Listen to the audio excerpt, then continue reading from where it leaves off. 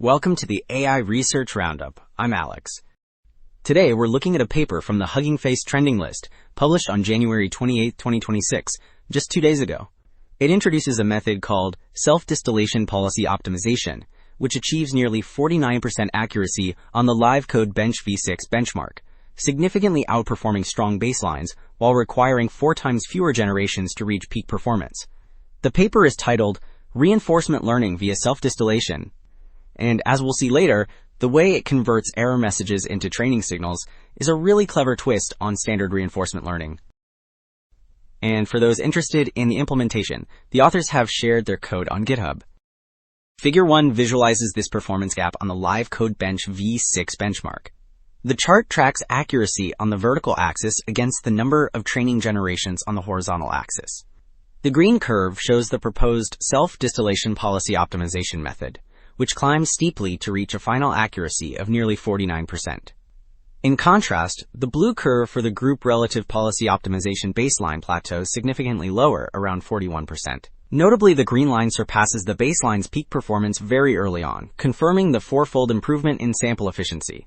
It also exceeds the gray dotted line, representing Claude Sonnet 4, which is the strongest instruct model on the leaderboard. So Figure 2 illustrates the core conceptual shift behind this performance.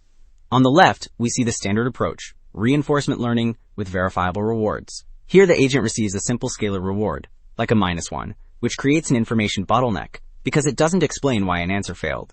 In contrast, the right side depicts the new setting, reinforcement learning with rich feedback.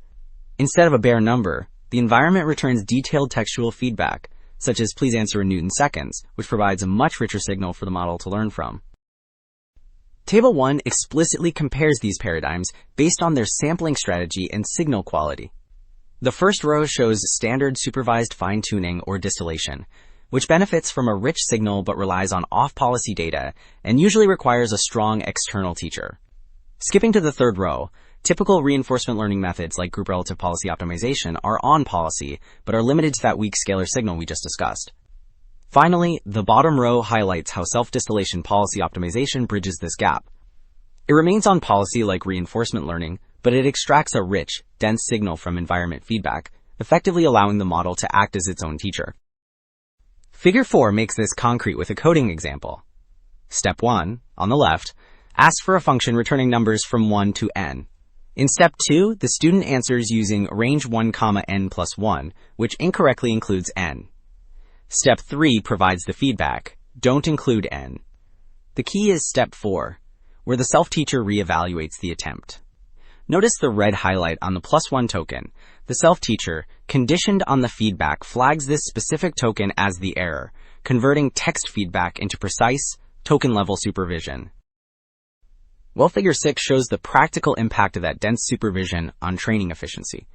On the left, we see accuracy over wall clock time for a chemistry task, where the green self-distillation policy optimization line spikes upward almost immediately, reaching the baseline's 5-hour performance level in just 30 minutes. The right panel reveals a fascinating side effect regarding response length. While the blue group relative policy optimization baselines drift into long, rambling outputs of 2,000 tokens or more, the green curve stays extremely concise. This suggests that dense credit assignment teaches the model to reason efficiently, effectively cutting out the circular reasoning often seen in standard reinforcement learning. Alright, Figure 13 demonstrates how this self-distillation strategy performs at test time on particularly difficult problems. The charts track discovery at k, which is the probability of finding at least one correct solution within a given number of attempts. On the left, looking at very hard tasks where the base model rarely succeeds, the green self-distillation policy optimization curve dominates the standard baselines. In fact, the annotation highlights a 3 times speed up, meaning the method finds solutions using only a third of the attempts required by others.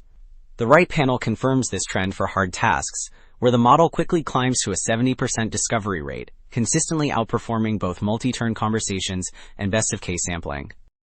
Wrapping up, 2 takeaways stand out.